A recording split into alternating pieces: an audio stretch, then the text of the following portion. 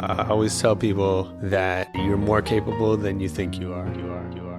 Be original. Don't be like the guy on the radio. Great music will prevail. So I would tell people, make great music. Don't make other people's music. Make your own. Money don't make me, so I just say, you know what? I just gotta be happy in my life. Build your team. Look around you. Figure out all these parts, because you can't do it all yourself. You're gonna burn out and get tired. Never burn any bridges. You never know who someone's gonna be. I must not fear. Fear is the mind killer.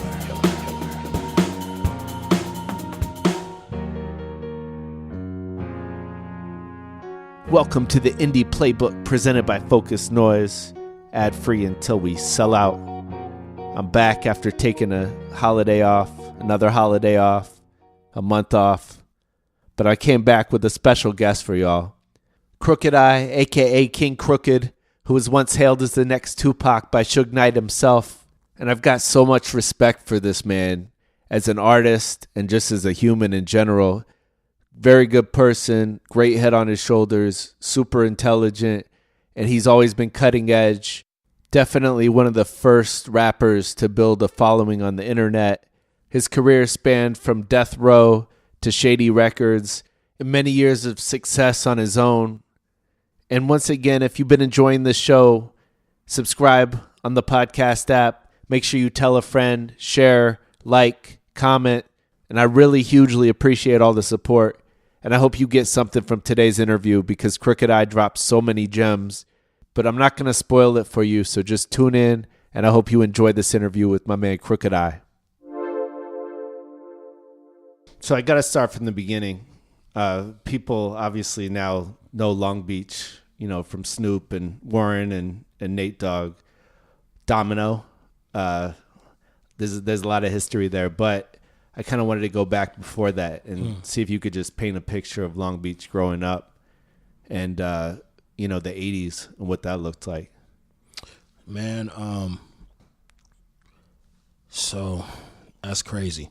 I lived on the west side for a minute, you know what I'm saying?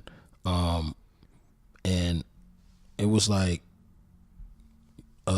black and Latino community, you know what I'm saying? And surprisingly, a lot of people, I was young though, but it seemed to be more unity, you know what I mean? Mm-hmm. It felt like people were just moving into the city and relied on each other more. Right. You know what I'm saying?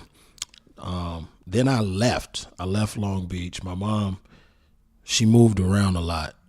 You know, I come to find out as an adult that she was running from my pops. Oh, wow. You know, she was trying to get away from that dude. You know what I'm saying?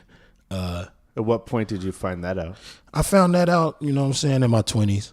Okay. I found that out. You know, I never knew why we moved so much. So we moved, man. We went, dog. I lived in Vegas. I lived in Portland, Oregon. I lived in Oklahoma. I lived in Harrisburg, Pennsylvania. So I came back to Long Beach when I was like 16 or something like that. So there's a little chunk that I missed from traveling around, you know what I'm saying? But when I got back to the city, you know, Snoop was making demos.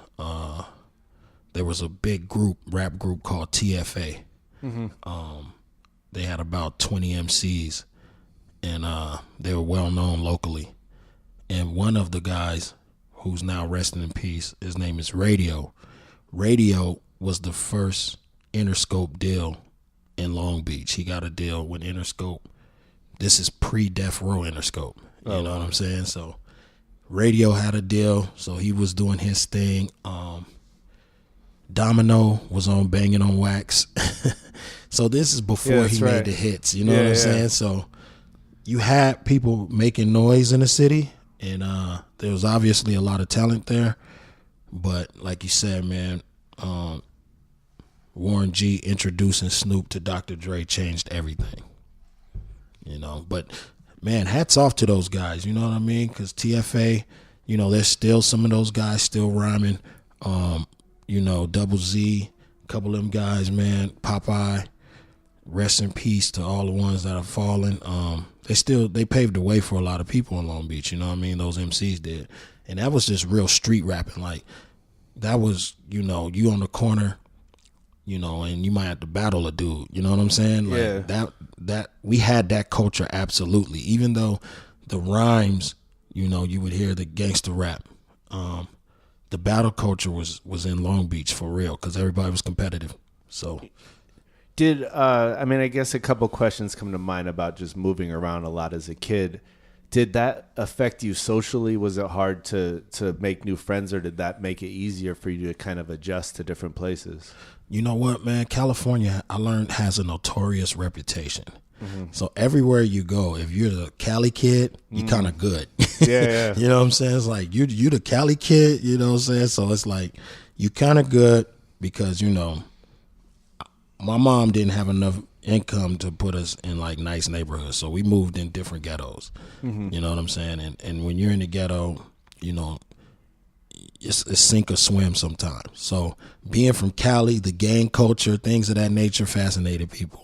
Fascinated people in different cities, you know what I mean? So that was always a pass. But, you know, it really helped me to communicate and learn about life more. Right. Traveling expands your mind, you know what I'm saying? So I got to see that people don't all kill each other over red and blue. Yeah. I got to see that black people and Mexicans don't just kill each other because, you know, skin color.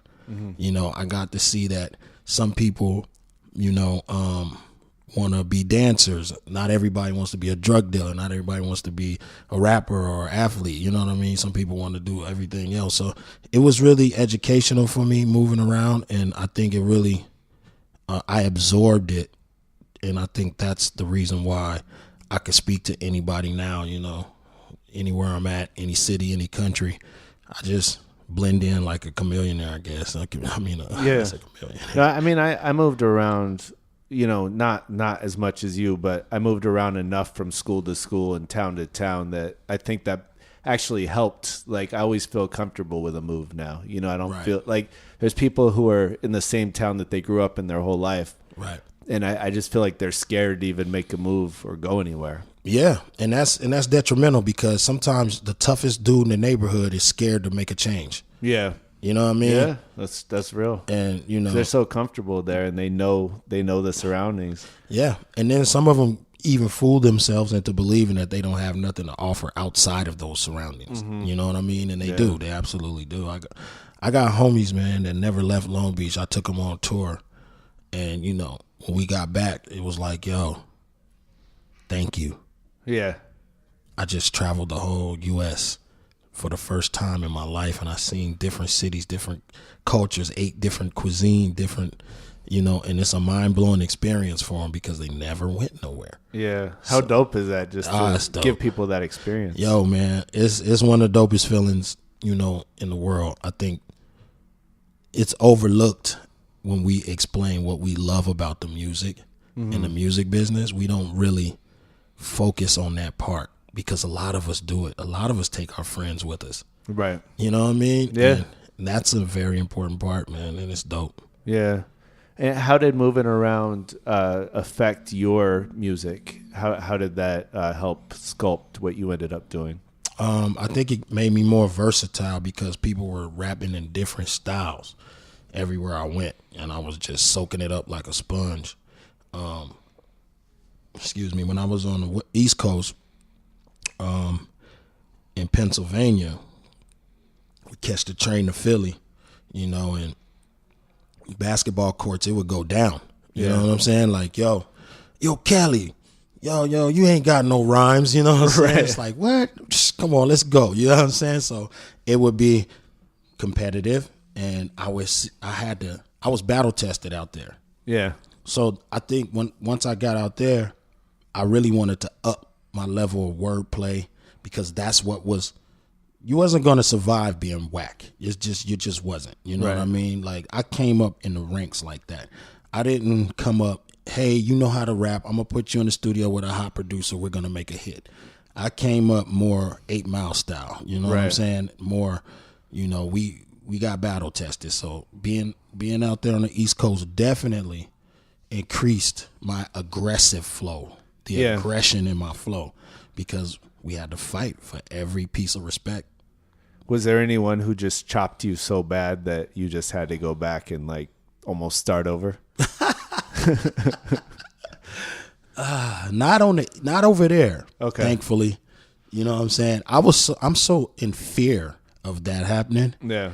That, you know, I just summon, you know, like motherly strength and adrenaline. Yeah. Like I just summon like something otherly, you know what I'm saying, when I'm backed in the corner lyrically.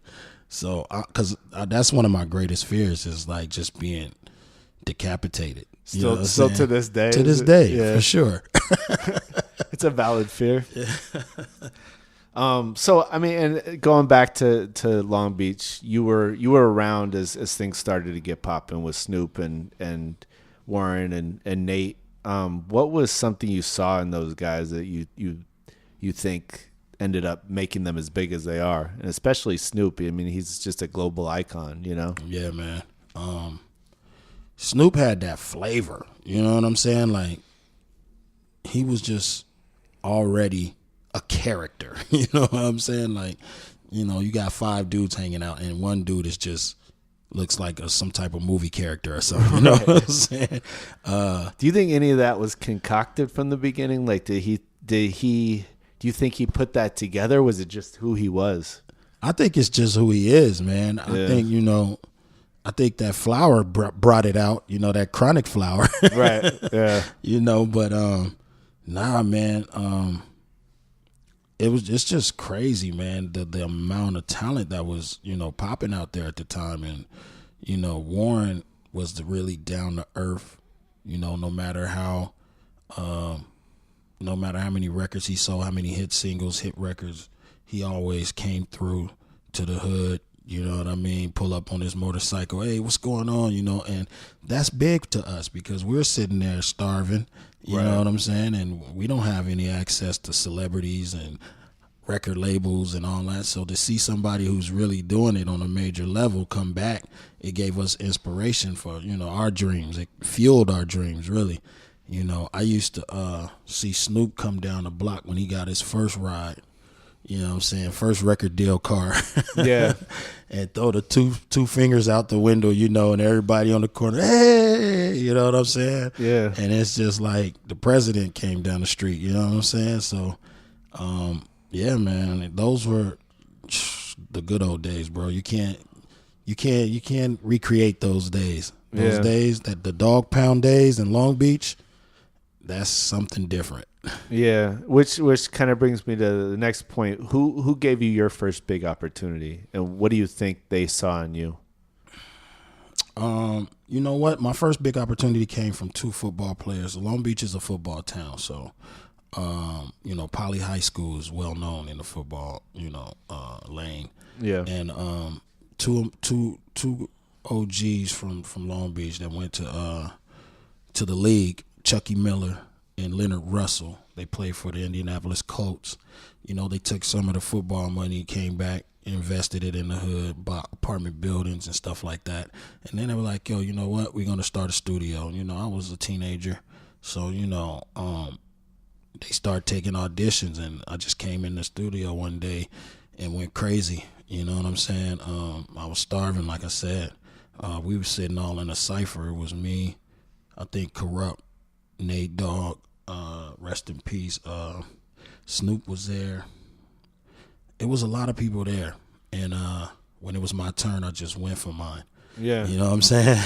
So they were like, yo, we need to, you know, fuck with this kid right here. Did anyone have any idea up to that point who was in that room that day? Nah, they didn't know. Because I hadn't made it to a level of, you know, rapping around those guys yet. And they were still on their come up. They weren't all the way who they are now. But I didn't make it to the level, even their level yet. You know, I was still, you know, on Atlantic and Hill, across the street from Burnett Elementary at the homie's bookstore, doing ciphers and freestyle battles. That's where I was at. You know what I'm saying? So when, you know, when that opportunity came, boom, 2 things happened that day. One, the football playing homies started a studio, signed me to a record deal, an independent deal. The other thing that happened was there's a dude named Big C Style that I knew. Yeah. Big C Style is one of the guys who helped he's one of the original founders of the Dogg Pound. Right. So, he's the guy pushing Snoop out in the wheelchair and the infamous scenes, and he's in all the movies and all the stuff, that whole era. So anyway, as he's walking downstairs after we have the cipher, Snoop tells him, yo, you want to manage somebody, you need to manage Crooked I. So I never knew that's what Snoop said at the time. You know what I'm saying? But, yeah. And that led to, after, me leaving, after some discrepancies at the with the label that my homie started, Muscle Records, it was just time for me to kind of like bounce out. I kind of grew as much as possible. I thanked them for the opportunity, but it was time for me to move on. Yeah. And I was just walking down the street, and Big C Style was like, yo, pulled up on me in a car, was like, yo, we've been looking for you. I'm like, what? And he's like, yeah, we've been looking all over the town, man. Get in. Yeah. We got a compilation. And, that opened the door to my first professional, my debut, so to speak, rapping professionally on a album project that came out on a major label. What was the biggest mistake you made while trying to get people to notice you in the industry? Man, being too smart. Well, you know what? And we don't know if that's a mistake, but when like I had a mentor. Right. You know what I'm saying? My homeboy Elijah. This guy he had a full ride. He was a quarterback. But he came up in like the early 80s, and black quarterbacks wasn't really that popular, you know what I'm saying? So he took his full ride and went to law school, became an attorney. So, he mentored me, you know what I'm saying? It was like, listen, these contracts are bogus. Yeah. There's a monopoly. Look at this, just they obviously had a monopoly going on, but, because the way the record label looks at it is like, yo, if you don't take this, there's a million people sleeping outside who will take this deal. So you either take this deal or you get the hell out of here. Right. You know what I'm saying? Yeah. So he had opened my eyes to all the pitfalls contractually. And you got to keep in mind, I'm 18, 19. So when I'm in there with these people, I'm like, yo, nah, I'm not signing that. Yeah. I'm not doing that. You know what I'm saying? So I did notice that a lot of people that I came into the game with, they just went ahead and signed it. And they made it better, I guess, later. Yeah. But I just never took no false deals. You know what I'm saying? And I think that was one thing that, could have hurt me if I'm looking at it from that perspective, and it could have helped me. It kept my integrity, And another thing is, I'm not really with the let's hang out and kick it all day, smoke, talk shit about chicks, type hangout to get records done. Mm-hmm. You know what I'm saying? I want to work, So you don't hear a lot of collabs with me and a lot of major artists on the West because, that's not my style. If you respect what I do and I respect what you do, let's make something quality. Right. And it's a lot of Hollywood dudes over here. So they're going to be like, oh, I love you, man. Oh, you're a legend. Oh, call me. And then you reach out. And then if you're not, trying to, like a lot of these dudes, like their ego stroke. Yeah. You know what I'm saying? And I'm not going to do it. So, I think that could have played a part in the reason why you don't hear certain collabs and the music suffers, the fan base suffers because we're not connecting and making quality joints. So if I look at those types of things, those are the kind of little things that I look at and say,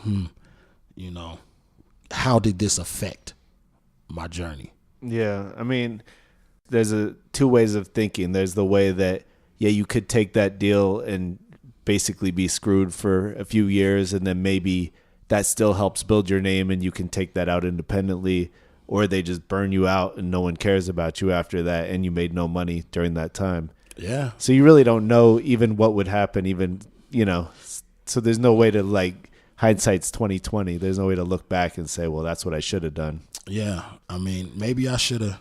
I know Aftermath showed interest in me early. Mm-hmm. But it was just like, yo, they was like, Dre wants you to hang out for a while, and then, we could, possibly get a deal cracking for you. And Dre was like, yo, you ready to be a superstar? I remember that day. Mm-hmm. He probably don't remember that shit. Yeah. But, but so Suge was talking money, though. That was the difference. Right, you know what I'm saying? It's like, yo, bro, when you grow up on welfare, you want to do something to try to help your family out. You know what I'm saying? You don't want to, it's kind of like when a kid coming out of high school, top, athlete in America, does he go straight to the league or does he go to college? You know what I'm saying? He might go straight to the league if he living in the projects because, them bullets is flying. You know what I'm saying? Yeah. And, or that ACL might get, you know what I'm saying? So it's like, yo, I got to take this to get my people out. You know what I mean? Yeah. And I was in a similar situation. So it was like, yo, I look back and say, I would love to work with Dr. Dre on a real level. Yeah. Because he is my favorite producer of all time. But at the time, I had to take that death row move. You know what I mean? Because Suge was talking money. Yeah, I mean that's a tough situation for a kid to turn down your favorite producer of all time. Yeah. It seems like you've always been mature beyond your years. I mean, man, I try. Hey, what Jay say? My demeanor is 30 years my senior. Yeah. My childhood didn't mean much. Only raising green up. Yeah. Exactly. Yeah. All right, so you mentioned a few super successful people you've worked with, or known over the years. Who would you say is the most successful person that you know, and what qualities do they have that you look up to? Wow. Man, that's a tough question because on one hand, I got this homeboy who he makes incense. Mm-hmm. You know what I'm saying? And he sells them on the corner. And this is the happiest dude in the world, bro. Wow. And that's success. Yeah. You know what I'm saying? You can't, any negativity comes in this guy's circle, he's going to combat it with positivity. And anything that hey man, I'm having a bad day. No, are you? Maybe it's the way you're looking at it. You know what I'm saying? What are you learning from this bad day? He's really one of those guys. He's vibrating very high on a high frequency and he's very happy. I look at that and I say, man, that dude is successful. Yeah. You know what I'm saying? And then on the other hand, I'm laying in bed one day and it's just announced that Dr. Dre is one of hip hop's first billionaire. Right. And then he calls me on the phone and he says, yo, I heard that song you wrote. I want you to come through the lab. I like it. And I'm like, damn. Like right then after that announcement? Right after. Wow. I mean, drop of a boom. And I'm like, oh, wow. And then, I go chop it up with him and I'm talking to him in the lab and he's telling me like, yo, every 10 years, something very special happens in my career, just like clockwork. Every 10 years, I can just expect something crazy to happen. And I was like, wow, this is the most successful dude I know. Right. You know what I'm saying? So I guess it just depends on how you look at it. Is he as happy as your guy selling incense? So I wonder. Yeah. He might not be. I don't know. That's what I'm saying. I don't know. He probably is, man. He's probably very happy. He seems like he's in a good space, man. Yeah. You know what I'm saying? He seems like he's in a good space, man. Yeah, yo, Dre, man, we need to get something done. Yeah, I'm sure he's listening right now. I'm going to send it to him. I don't care. All right, good. Yeah, use this as your pitch right now. This is my pitch right here. It's long overdue at this point. Hell yeah. What's the best piece of advice that Suge ever gave you? Wow. Oh, man, the best piece of advice Suge ever gave me. I got to think about that, but I can tell you, from his actions, one of the things, his example, leading by example, as having my own independent situation with COB, there's a lot of things that Suge did business-wise that, I kind of modeled myself after that. After his example, he is the type of CEO that you could call on a cell phone at 12 midnight if you got to, and he's gonna pick up. You don't get that from other major execs in the game. They don't care enough about you, Right. to wonder if you cool at 12 midnight. Is everything straight? You know what I'm saying? They don't. And that was one example that I said, yo, you know what? I'm gonna always be available with the artist that I'm working with, and try to take care of them. You know what I'm saying? He was good at that. Yeah.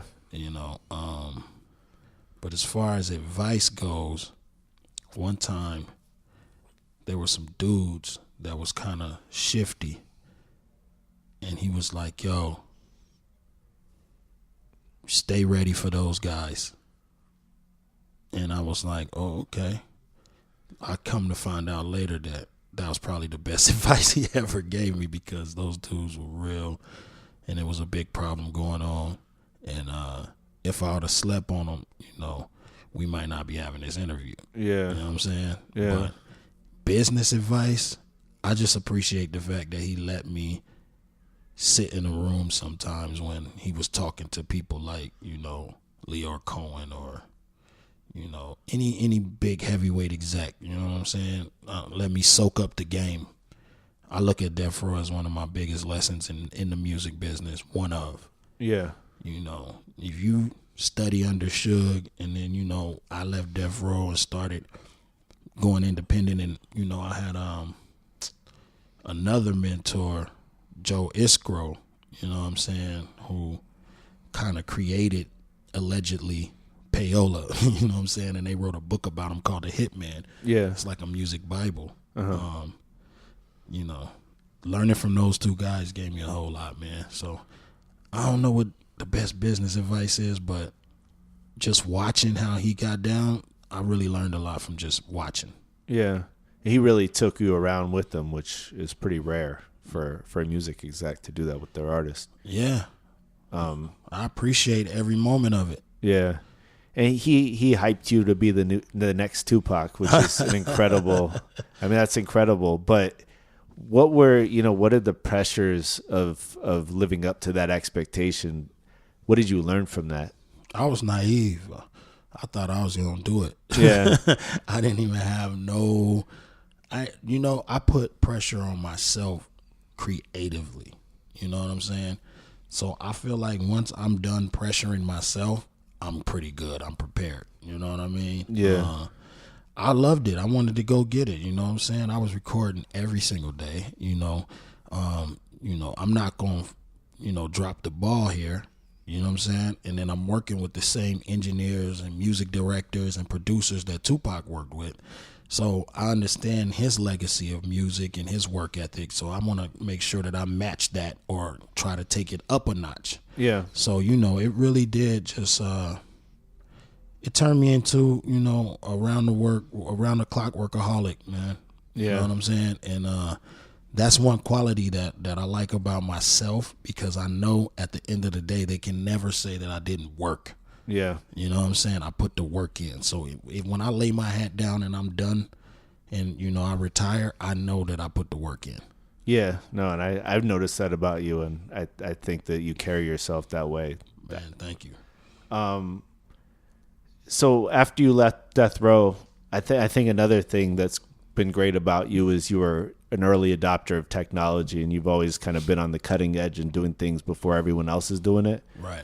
I think I mentioned when I first met you, like how I was introduced to your music was through DJ Wicked in Portland. DJ Wicked, what up? Shouts to Wicked. We were on the road. We used to tour with him, and when he was driving and he got to pick the music, it was either like 4 hours of straight DJ scratch sessions or you. And that was the Hip Hop Weekly series back then. So it was like to hear you was like so refreshing, because it was after 4 hours of just scratching. All this damn scratching. Qbert and all that. Yeah, no, but it was beyond that. It was like just scratching for hours. He real if he could listen to scratching for hours. Yeah. That's the real deal right there. He really studied his craft for sure. And you did too. Yeah. No, I did. I soaked it in. How did the Hip Hop Weekly come about? Man, frustration. Frustration, man, created that series. I'll tell you that much, because I was just frustrated. I mean, I left Death Row and I was trying to work my jelly independent, and it was just like I was getting somewhere, but I wasn't getting where I wanted to be. When I first left Death Row, it seemed like I was piping hot as an artist. All the different labels wanted me, you know what I'm saying? But they were all scared of Suge, so they didn't want to touch me. You feel me? So I had. And did he let you out of your contract? I had to completely? go to court. I had to go to court for that. You know what I mean? So once I got out of court, and the judge said, okay, you're gone, you're good, you're free, do what you do. A lot of my buzz was cooling off. You know what I'm saying? So I started, just doing it independent. We'll just do this independent. But I got caught up in appearances. We were spending crazy money on jewelry and cars instead of putting it into the business. You know what I'm saying? And that right there is a no-no. And then on top of that, the buzz wasn't where it should have been. So I said, you know what? I just need to one thing that I've always known, when it gets hard out here, rap. Yeah. Rap more than anybody else raps. Yeah. Better than anybody else raps. Rap. So I said, okay, I need to rap. You know what I'm saying? But that wasn't even the mentality back then, because people would put out an album every 2 years, So it's not like it is today where, what kids know is people are just putting out songs every day. And it's like, I mean, it compromises the quality. But I feel like one of the things you did with that series, there was no compromising of quality. I mean, you used some dope beats that were already made, so that helps. Exactly. But like lyrically, there was no compromising of quality to be able to put out that much content. Man, good looking. Yeah, I was definitely like, yo, I'm going to slam them every week. Yeah. And here's the formula. Once I get on the front page of the major sites, they're going to take me down, and they're going to have to put me right back up next week. Yeah. And for the whole year, I will be the face of each one of those sites. Yeah. And so it was like, boom. And once I committed to it, no matter if I had the flu, if I was sick, no matter if I was traveling, no matter what, I had to deliver. Yeah. And I made a commitment with the people listening, and I think that's big right now is having consistent music to people who want to support you. You know what I'm saying? But like you said, nobody was doing it, and then everybody was doing it. So I was like, wait a minute, everybody's still in my formula. You know what I mean? Right. So, like all the heavy hitters, start, hey, good music Mondays. Okay, Kanye, you got that from me. You know what I'm saying? There's no question. All these different people were coming. Some would come up to me, maybe we were at South by Southwest or something, say, hey, man, I did get inspired by your idea, man. Thanks, that was dope, you know what I mean? But others just, took it and ran, which is fine. But, it landed me on the cover of XXL on the first freshman issue. Yeah. You know what I'm saying? And that's when I looked at my publicist like, yo, I don't need you right now, because I'm going directly to the people and it's bringing results. Yeah. So it was a great time, man. And it was something innovative. And somebody just recently told me that they look at that body of work as my Illmatic. That's a great point. I said, that's dope. I'll take that. Yeah, I mean, no one had seen anything like that. And now it's hard to even imagine before that time, because everyone's doing it. But everybody, dog, you can't escape music now. Yeah. New music, it's oversaturated. I don't know how people who don't rap deal with rap, man. Yeah. It's too much. No, I don't either. I can't listen to much anymore. It's just, it burns you out. That's crazy. Yeah. Yeah, I mean, no, and this is from someone who just memorized lyrics like my whole life growing up, all the time. But I think like that's just kind of part of your evolution, and you've always kept growing and improving, and that's something really to be respected. There's a book that I think I've recommended on this show called Mindset by Carol Dweck. She's a professor at Stanford. And the whole idea is just that you either have a growth mindset or you have a fixed mindset. And for me, is like that kind of awoken me. Like I could still be learning and growing even though I'm an adult, Right. And I think a lot of people just kind of get into their lifestyle as like, this is what I'm doing with my life, and they don't continue to try to improve and do new things and think outside of the box. Yeah, man. So You yeah, got to, man. yeah. Especially in today's generation. I mean, man, these kids out here they've been raised on things that we seen the birth of. Yeah. But it's so second nature to them, technology, and, you know, they're going to be doing all types of new shit. You know what I'm saying? So I get so mad at the older rappers, you know, when I look at them and they approach, you know, the music business like it's 96. Right.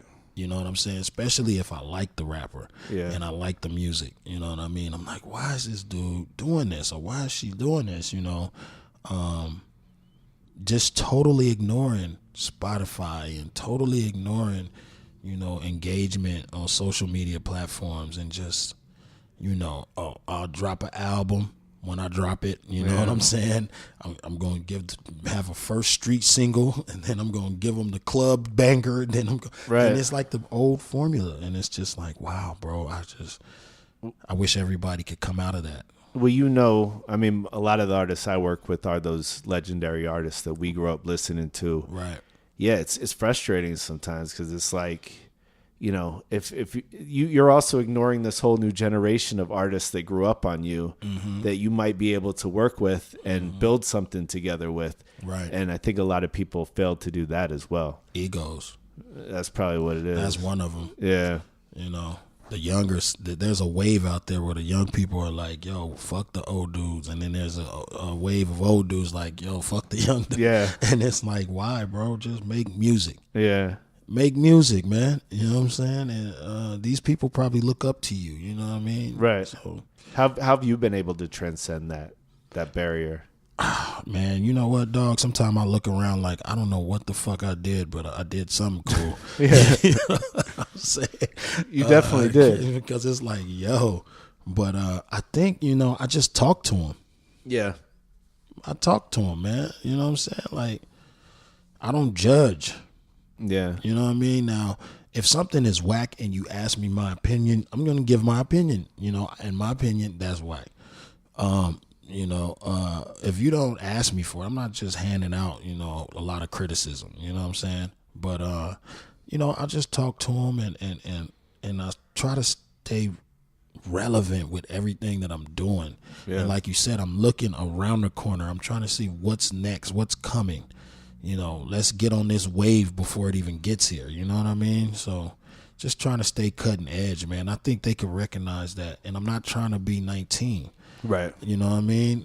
I've been 19. Yeah. So I'm really trying to, you know, age well in hip hop. I think Jay he's aging well. Yeah, very well. You know what I'm saying? M is aging well. You know what I'm saying? Yeah. He's sober. He's got kids. He's doing his thing. I think we gotta just age well. Yeah. You just can't.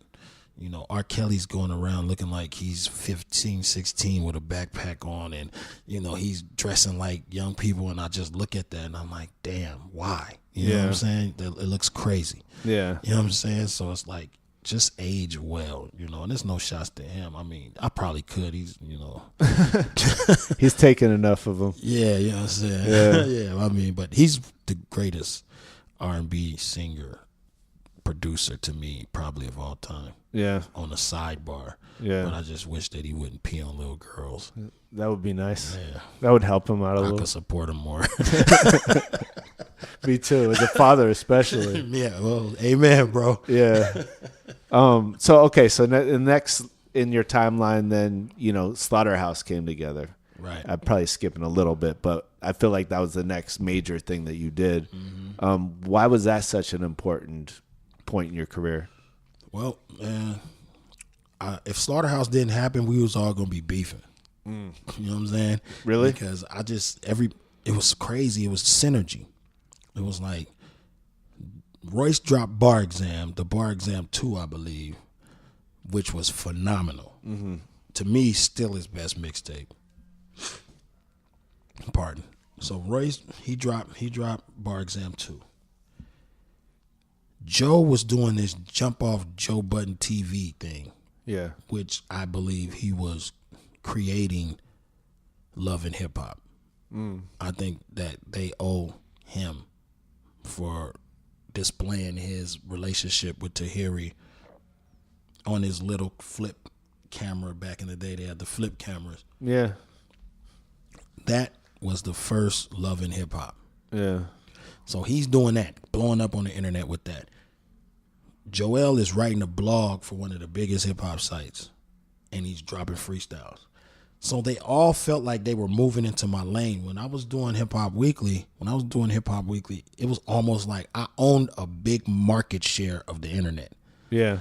And everybody from all three of those guys were moving into my lane. And I'm sitting in my truck one day, and I'm like, dog, these dudes are coming into my lane. You know what I'm saying? I'm like, I'm thinking, what am I going to do? Yeah. And then, I was like, man, this is going to end up being some sort of some disses are about to fly around. I could feel it. Yeah. And then I heard Royce and Joe, they kind of got at each other, and Joe made a comment like, you fell off. And then Royce made a comment, you never fell on. And that's the 99% of your fans don't exist. Yeah, type of line. exactly. Yeah. So, they would go there. I was like, see, I knew this was going to bubble. Right. Next thing you know, yo, what's up, man? Who's this? This Nino Bless. Yo, Crook. I got Royce and Joe on the phone. What's going on? Yo, man, they got this record. Joe got this record, he wants you to get on it. How fast can you do it? I'm like, yo, I could do it. And he's like, no, I need it by tomorrow. I'm like, dog, all right, I'll go to the lab. Went to the lab, turn the record around. Record explodes on the internet. People call back. Bring, what's up? Yo, let's do that again. Mm-hmm. Okay. But this time, come to New York. You'll do it at Red Spider Crib. I'm like, all right, cool. Me and my homie Tico, we jump on the plane. We get to New York. They got this joint called Onslaught playing. They did all their verses. I walk in. They got managers in there. I'm like, what is going on? You know what I'm saying? And like all of their individual managers? Yeah, all their individual managers. It's late at night, people drinking bottles and all this. Hey, we sitting there.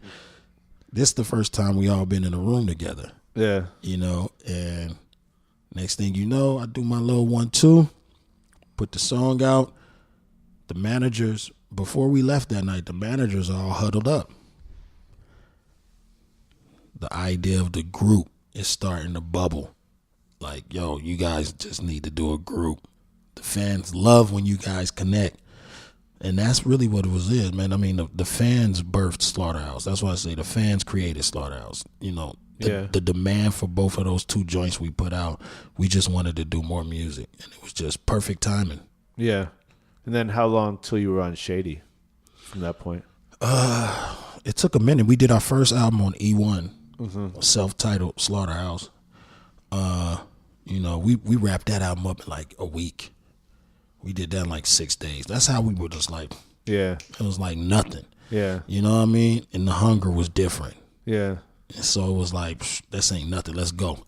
We in headquarters studio. We got DJ Premier in the next room. He's coming in, popping his head in while we're making music. We got a legend looking over our shoulder, bro. Turn that beat up. That's my favorite producer of all time. You see what I'm saying? Yeah. So just imagine the energy when Premier's coming in. You know what I'm saying? And he's sharing hip hop stories with us, and we go back and we like, all right, man, let's get to work. Yeah. So it was just a beautiful environment. So we did that, and me and Royce start talking. We was like, yo, Slaughterhouse should be on Shady, bro.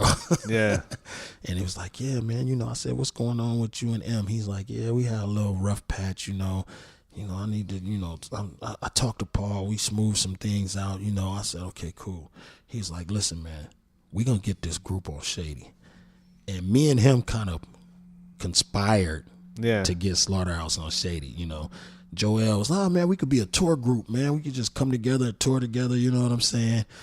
Joe was like, hey, whatever, just let me know when y'all need me, you know what I'm saying? Yeah. And me and Royce were sitting in there, really, really, really moving chess pieces on the table to get closer and closer to Shady.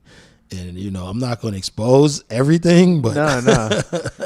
But what happened was M bought the Slaughterhouse album. He bought the first one. And when he heard the DJ Khalil produced the One song, he heard that song. Yeah. He told me that's the song that made him want to sign us, because the song was catchy. Yeah. It was like, yo, you guys can make radio records. Yeah. You know what It I didn't mean? sound like what you'd expect. And he was like, yo, that's the song. So I was like, yo, that's the song that Khalil sent me for me. Yeah. But I said, nah, I sent it to Royce. Like, yo, Royce, listen to this. This shit is crazy. Let's do this for Slaughterhouse. You know what I'm saying? And those are the types of things that got us to where we are, you know. But and then we went to Shady, and we did the Shady deal. We actually signed our contracts the day that we did the double XL cover. Yeah.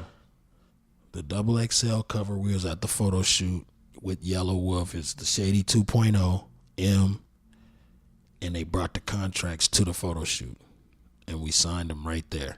Yeah. You know, they had been negotiated already, so we knew this was the final draft. Everything is in there that we want. Boom, sign. M pulls out a $20 bill, says, hey guys, split this. $20 bill.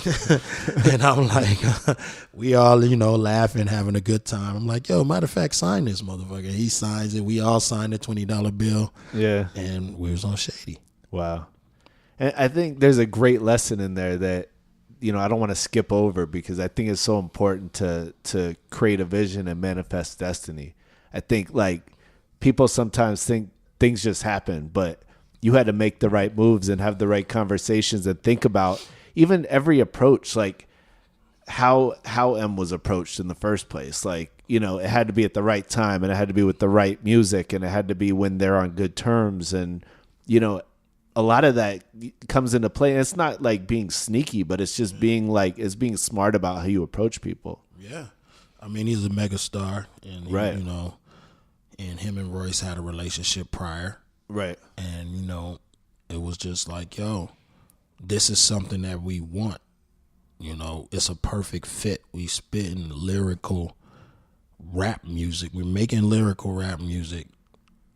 Why not take it to one of the greatest of all time at doing this? Yeah. You know what I'm saying? Yeah. It just made perfect sense. Yeah. And, you know, we knew that we would have creative freedom. Yeah. I mean, M's not gonna censor anybody. You know what I'm saying? Yeah, of course. He's the last person. He would be a hypocrite if he did that. He can't. So it was like, Yeah. yo, this is the perfect thing. And, you know, me and Royce, you know, we conspired to make it happen. And then, you know, once it did happen, I feel like it was a resurgence, because in between the Slaughterhouse album 1 and the Shady album, Bad Meets Evil came out. Yeah, which was huge. So Bad Meets Evil is huge. Yeah. Lighters with Bruno Mars, out of here. Yeah. So now that energy is coming and spilling over into the Slaughterhouse album. Right. You see what I'm saying? And the Slaughterhouse album, I feel like some of our fans, they feel like we were too happy. We were in a good space. You know, they say they only like to listen to Mary J. Blige when she's having problems in her relationships. That's the only songs they like from her. Yeah. So it's like our fans always want us to be pissed off or something. You know what I'm saying? 'Cause Yeah. we were like, but they didn't understand our journey. We came from a lot of different major labels. We were counted out. People said we would never make it back. And bam, we landed a huge deal with Marshall Mathers. Right. That seems like you would be in a happy space. You know what I'm saying? Yeah, but how do you stay hungry when everything's going great? Because really, a lot of the best art comes from misery, you know? It does. I think you just got to channel it, man. And you got to always remember. Because when we dropped Hammer Dance, I was like, yo, this is what I'm talking about. This is Slaughterhouse. Yeah. You know what I'm saying? Undeniable Slaughterhouse music right here. You know, but the My Life joint with CeeLo, a lot of people, they received that wrong. They saw CeeLo as a person on The Voice. They didn't see CeeLo as Goody Mob. Yeah. You know what I'm saying? Yeah. Legendary hip hop. Right. So, you know, it was a trip, man, but we learned a lot. You know, M was like the fifth member. He would work day and night. Yeah. 10 hours on a hook. Really? If he wanted to get it just right. 20 layers of vocals. Now take that one out. All right, do this, do that. You know what I'm saying? Like, he would work. And, you know, he was definitely the fifth member. So it just was a crazy time, man. But I think we were overthinking. Yeah. You know what I'm saying? And that's why the album didn't resonate like it could have. It still sold some units, but the brand is still amazing. But it wasn't like the first one.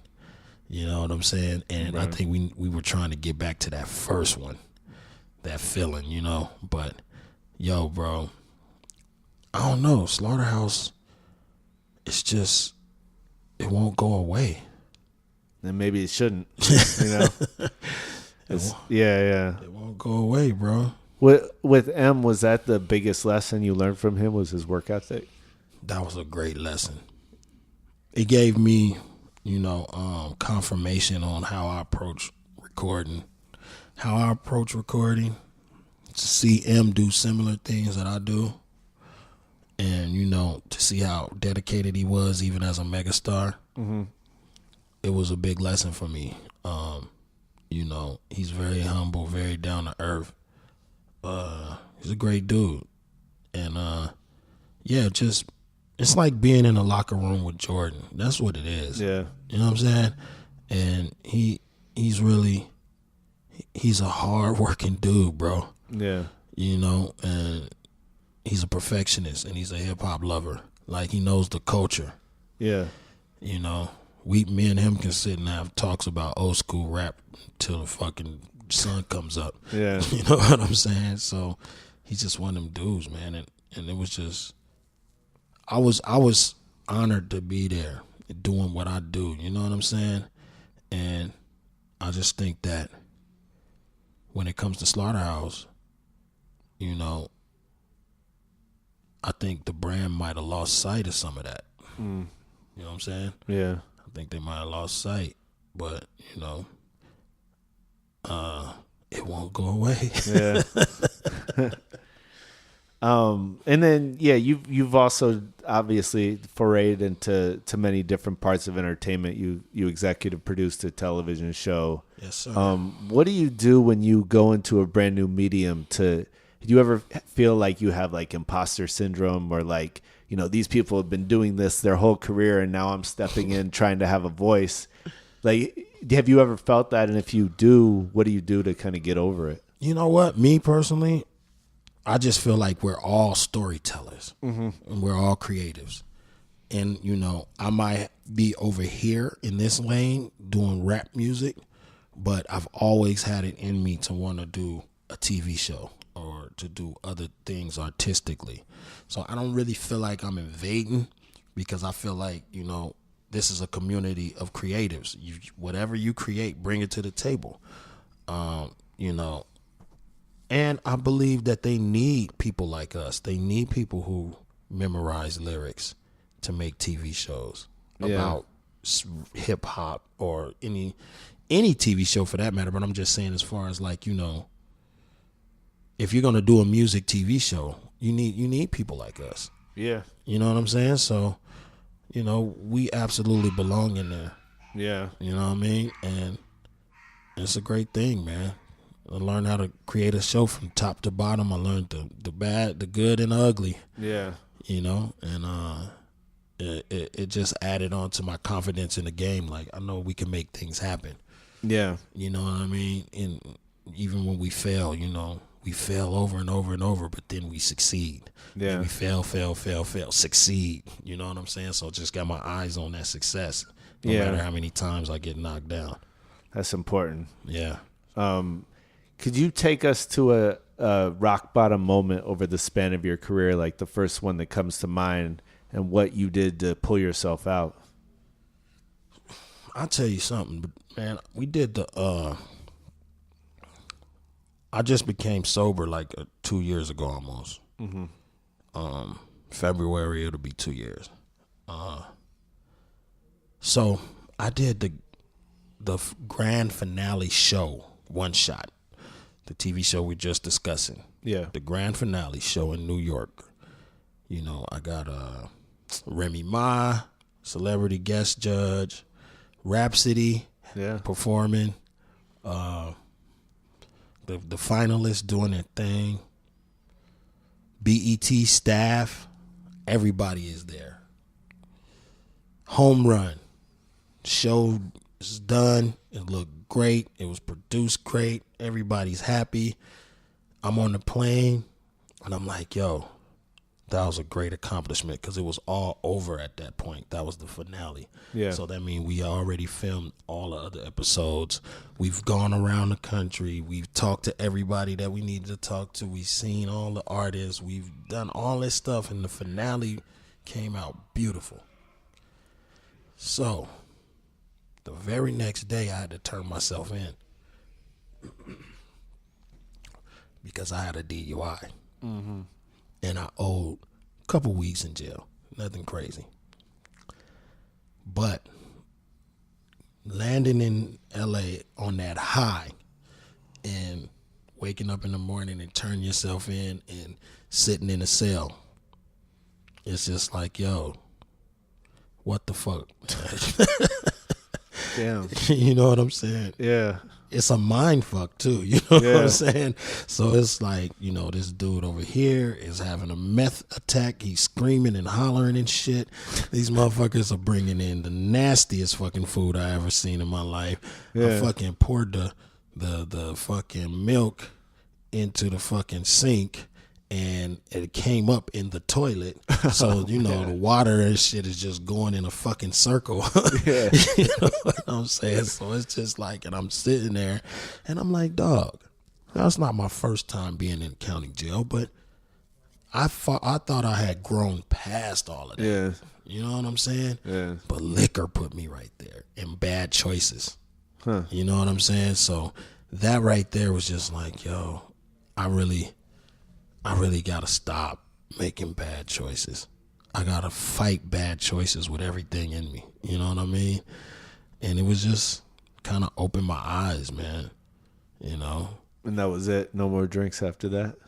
Oh, yeah. I had stopped a little before then, but that kind of just sealed the deal. Like, yo, there's no reason to ever go back to a bottle of alcohol for me. I can retire happily, man. I did it.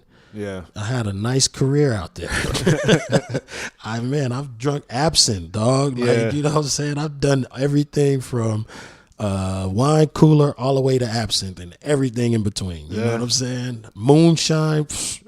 Man, I know people that make it. You know what I'm saying? I go to the country when I'm on tour, and I be in the sticks drinking moonshine with hillbillies, man. That shit burning your chest when you're drinking, having a fucking blast. That's crazy. And that's just, I've done it. I got enough memories. I got enough, you know, it's cool. I retire.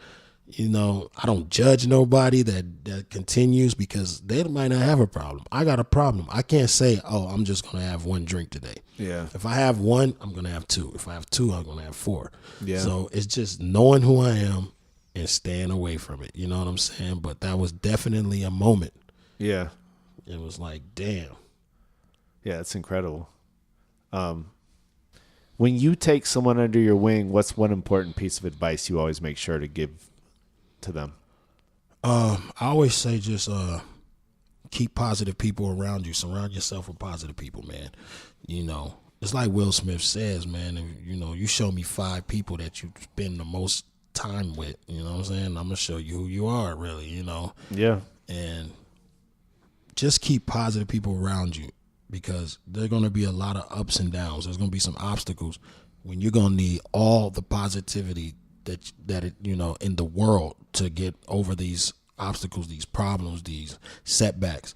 So, you know, even if it's somebody in your family, they might have to just bounce, you know what I mean? Like, yeah. In my studio, I don't really allow negative energy, you know what I mean? So if one of my family members come in there like, yo, man, this you wasting your time with this music shit. You should be doing this. You got to bounce, bro, because, you know, I don't need that. So I always say surround yourself with positive people, man, and people who support you, and, you know, and your friends, man, they're just like an elevator. They're either going to take you up or down, period. Yeah. Who are your 5 people in your circle? Man, I probably got more than 5 because I got 4 just with my little brothers. Yeah. In the horseshoe gang. Yeah. You know, then I got, my homie JC, he does his thing. He's an elevated mind. Who else, man? You know what? The crazy part is, I've been doing a lot with my brother Jimmy O. People like Mike. You know what I'm saying? Yeah. These are people who, exhibit. I do a lot with exhibit.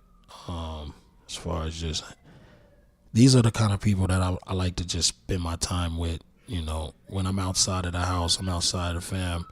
I just want to be around like-minded people who want to achieve goals and, who want to, we have a higher self and a lower self.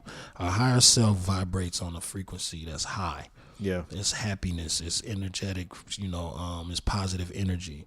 And then the lower self, that's the low vibrations. You know what I'm saying? That's the bullshit. Yeah. So, I try to keep, and sometimes it's okay to have low vibrations. We're human, but I'm trying to pick my time, choose it wisely, how I use it. So it's like, just hanging around people who think the same way I think as far as, trying to, achieve things and trying to give back and pay it forward and all that kind of stuff. I mean, long story short, man, just hanging with cool people, man, and people who increase the value.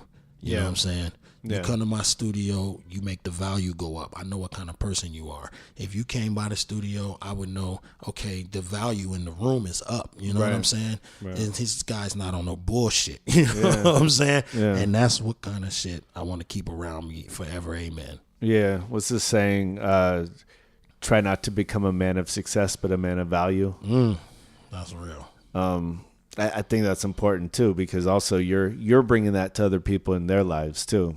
Hopefully, man. Hopefully. Yeah.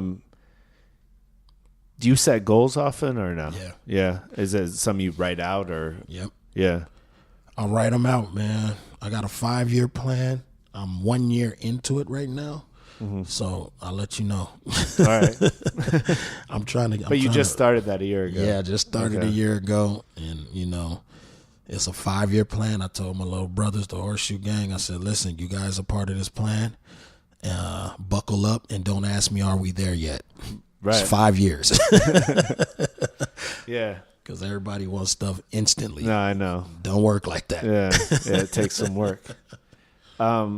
This is just a few quick questions we can just breeze through and then wrap it up. What's the worst part of your job that no one in their right mind would ever want to do? Oh, man. What's the worst part of my job that no one in their right... Oh, I already know. When they ask you to transcribe your lyrics. You know what I'm saying? Yeah. Okay, first of all, I write complex lyrics. Right. Second of all, I don't write. Yeah. And I don't write for a do you memorize reason. Everything? Yeah, so I'm building up the song, right, in the booth as I go along, you know what I'm saying? And it's like, okay, I stopped writing a long time ago because, I couldn't. I had too many things I was going on. It was taking up too much of my time. My hand would hurt because I've been writing since I was 8 years old, writing raps, poetry, raps. So that's one thing I hate. Like if somebody says, hey, man, we want your song for a soundtrack. Yay. Yeah. Can you write out the lyrics? Can you type them out at least? Man, I don't write no more. I'm avoiding that. So, yeah. I don't like that. That's my pet peeve. I hate that shit. What about punchlines? Do you ever just have those already in your mind then? Or? Oh, you know what? I keep a tape recorder. I keep 2 tape recorders sometimes. So sometimes when I'm just driving down the street, I'll think of a crazy punchline and I'll just record it in my tape recorder. Oh, okay, yeah. I don't let ideas escape. I understand how ideas become things. There's like ideas are basically my bread and butter. Yeah. You know what I'm saying? So I don't let them go nowhere. If I dream about a rap, I'm going to wake up and record it on my tape recorder, period. I don't let ideas go nowhere. But yeah, sometimes they come. I mean, I'm not going to act like I'm Superman in the booth. Sometimes, some of those are well thought out, punches or metaphors or patterns, but sometimes they just come. You know? Yeah. And then you go out and you be like, damn. I can't believe I thought of that shit. Yeah, it's real. Yeah, I used to write punchlines out on napkins and papers. It was all over the place. Slide them, man. Yeah. Slide them over here, man. Let me get some of that. I got plenty that I'll used, remix so. them shit. Yeah. I'll give you I'll give you notebooks of that shit. If you had a $10,000 budget to release an album that's already mixed, mastered, and packaged, what would you spend it on? And I'm saying 10,000 because I know that's a little bit low, but for people out there who have a limited budget, Right. where the priorities lie. $10,000, man. Well, you got to make some visuals. Yeah. You know what I'm saying? You got to make some visuals. I'll go get either buy my own, small time camera equipment or something. So the next time that I got $10,000, I don't have to worry about financing the videos. I just shoot them myself. Or I would find somebody who's real hungry, who has a great eye and has access to different types of locations and stuff. You got directors out here who for $1,500 can shoot your whole video on a Red camera. Yeah. You know what I'm saying? So boom, you do that, you got like 85 left. You know what I'm saying? Yeah. So now, I would probably, get a nice website built. You know what I mean? That ain't much these days. People build websites fast as hell. Yeah. You know what I mean? That's why I can get you a website for $500. You know what I'm saying? You still got 8 bands left. Now you got a website, you got a video. I would get a couple designs. And, if I don't have a manufacturer, I would partner with Spreadshirt.com. Spreadshirt will manufacture all your designs for your merch.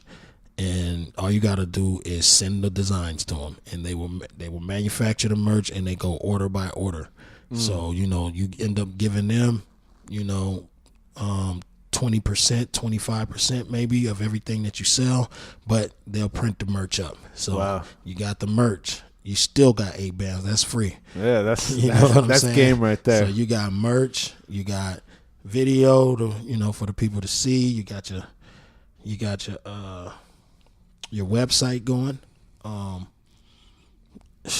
Now it's all about, trying to get your name out there. It depends on what kind of music you make. If you make the kind of music that's hot today, say you're a mumble rapper or you some sort of, you got the auto-tune thing going. Right. I might get a bag to somebody under the table at Spotify, get it on the biggest playlist and get about 2-3 million streams out of it. You know what I'm saying? But it just, like I said, it depends. If you're a lyricist or artist, or you just true, original music you're trying to make, I would go back to that plan that I said. And, what else would I do? I would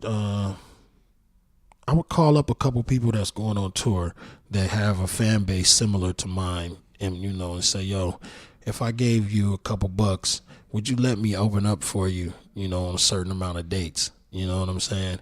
And, try to pay for travel, get a rental car, and thug it out. You might have to sleep in a rental car, whatever. But if somebody that has a similar fan base to that you would like to have, you make similar music, that gives you exposure on the road, you know what I mean? So now you're opening up for people. You have merch, you got a website people could check out. I would definitely keep all my social platforms popping, engaging with everybody. If you got a digital marketing team, I don't know, sometimes they want $3,000 or $4,000 to, do all that. Yeah. You might have to try to find somebody cheaper, I wouldn't get a publicist. No. Nah, because a publicist, man, what the publicist is going to do for you, they're going to make a press release, and they're going to send the press release to every site. And there's nothing unique on each site. There's just going to be one press release across every site. And you might be a Pitchfork type artist, but they got you on XXL.com. Right. You know what I'm saying? Yeah. Or you might be a boutique artist that should be on Ambrosia for Heads, and they got you on Hot New Hip Hop. Mm-hmm. So you're getting ignored. They're not taking you to the eyeballs that really fuck with your kind of music. So I would skip that process all together, you know what I'm saying, and just try to really feel who you are as an artist and really feel who would fuck with your type of music what does your fan look like? What sites do they go to? How do they digest music?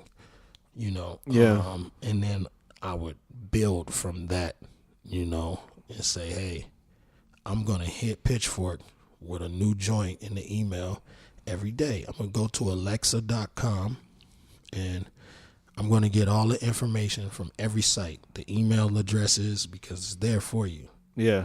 So you can get all the email addresses to people that you need to submit the music to. Get the emails and start shooting at your targets. Yeah. Don't waste your time over there where they want pink dreads, if that's not the kind of music you make, because you're wasting time. Yeah. Know your audience. Know your audience. Know where they're at. Get to know them even more. Get some mentors. You got Wendy Day tweeting and posting information all day for independent artists. She's been doing it forever. Yeah, her Instagram is Rap Coalition. Mm-hmm. You can go right to Rap Coalition on Instagram. Go to hypebot.com and get your information, read your articles, what's new for independent artists. You got to really approach it like you can't be afraid to roll your sleeves up. Yeah. Can't be afraid. You see, this is coming from someone who's really done it independently. You can Oh, tell. man. That's the indie playbook right there. That's all you need. Just listen back to the last 5 minutes. Man, for real. Like really, that's simplifying it. But that really, if you did that for a year consistently, exactly what you're saying, you're gonna build a following. You're gonna get some results. Yeah. And you gotta be down to learn. Right. You have to be down to learn. You meet somebody and they have some that they could teach you that could help your grind, learn it. Yeah. Straight up. You need to read articles. You need to go to, if you gotta go to, wherever you call it, when people have those little events with people speaking on panels and shit like that, you might have to go. It might not bear no fruit, but it might. Yeah. You know what I'm saying? You just gotta be active and you gotta do it. It's oversaturated. Well, and I always say, even, if you go to those things and you start to try to build with someone who's way more established than you, approach them in a way that maybe you can help them out. Right. So you're not approaching them, asking them for something like everyone else is in the room. Right. Exactly. Bring something to the table. Yeah. Knowing everything you know now, do you feel like following your passion is good advice? Yeah, I do, because how you gonna sleep at night if you don't? Yeah. You might wake up one day, 42 years old, and say, man, I should have gave it a shot. Yeah. You know what I'm saying? Yeah, you don't want to regret it. You don't want to regret that, because that can haunt you. Yeah. I say follow your passion and figure out how it can pay your bills, I don't think you're selling your soul when you're chasing some money, because we need it to finance the passion. Yeah. Figure out how to do what you love and get paid for it. Yeah. You know what I mean? Try to figure it out. But don't think that it's going to happen exactly like you want to. Or don't put your blueprint, like, hey, I'm going to model my blueprint after Jay-Z, or I'm going to model my blueprint after Lil Pump. It might not work like that. Right. You might have to trailblaze. You can take bits and pieces that work for you. That work for you. Yeah. Exactly. Yeah. What did your 21-year-old self do that you wouldn't be caught dead doing now? Oh, man. I was in the parking lot of Yoshinoya Bowl having sex with this chick outside my car, drunk, drinking a bottle. People just passing by.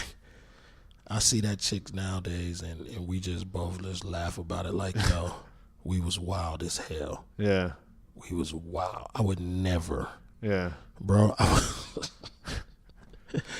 I would never on my wildest day do no shit like that now. You know what I'm saying? But we didn't care, man. We was, like you said, 21, man. Like doing shit like that. I used to go to strip clubs and spend thousands of dollars in strip clubs, dog. Like right now, when I look at $10,000 comes in, okay, $10,000, okay, Horseshoe Gang needs a video, right? Okay, you know what I'm saying? Priorities have changed a little bit. Everything has changed, you know what I'm saying? But to think, like, we threw a red camera away in the strip club. We could have those, I think the financial things are really the ones that haunt you. You know what I'm saying? But other than that, it's all lessons. Yeah. We learn, man. If you don't learn, that's a problem. Right. Yeah. That's a problem. Nowadays, bro, I pull up to the strip club and get the tacos. They got a taco man in the parking lot. I pull up, get the tacos, and get the fuck out of there. I swear to God. That's only a couple bucks. You're saving money there. I don't even go in that bitch. Yeah. Hey, they looking out hey, is he coming in? Nah, I'm not going in. Yeah. I'm here for the tacos, dog, and I'm out. Peace. At that time, what did you think you couldn't live without, but now realize wasn't so important? Man, especially jewelry and shit like that. Yeah. You know what I'm saying? Dog, I got so much jewelry sitting up in my house. It's just stupid. It looks stupid when I walk by it. I'm like, look at this stupid shit.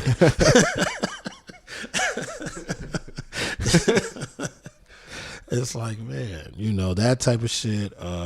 Absolutely alcohol. Yeah.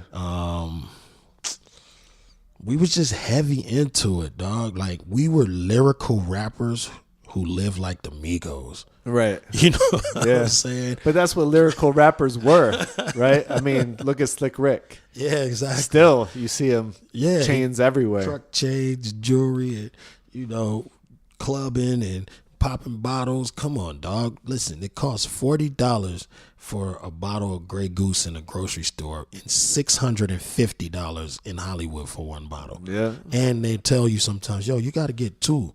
Right. If you want a table. Yeah. So you're going to spend $1,200 and then you got a tip. And if you're not a bum, you're going to at least tip 20-25%. Yeah. So you're going to walk out of there and spend $1,500 on something that costs about $60 in all in a grocery store. And you're going to think, yeah, we just did that. I hope it's a good night. You better enjoy yourself. Man, you better enjoy yourself. We used to do that all the time, bro. One time they told us it was All-Star Weekend, and I know that's coming up too. Yeah, it is. Last time it was in L.A., King of Diamonds.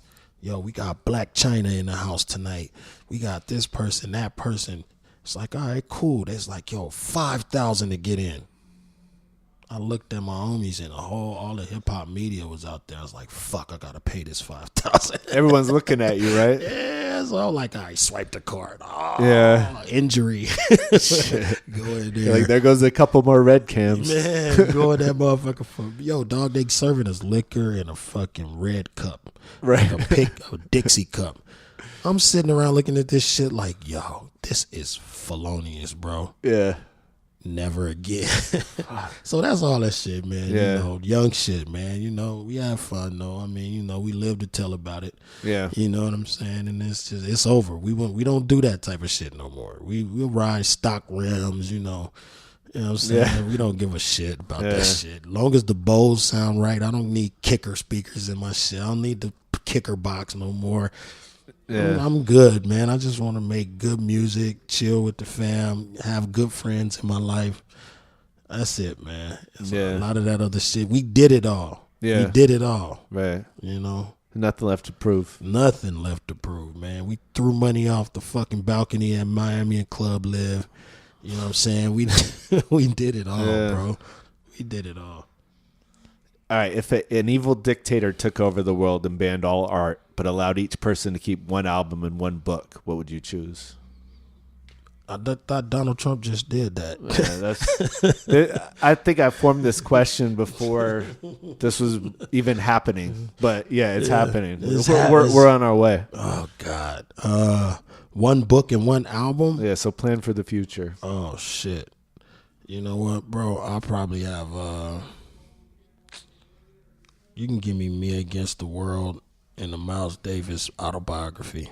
And I'm going to chill. I haven't read that. It's crazy. Yeah. It's crazy, man.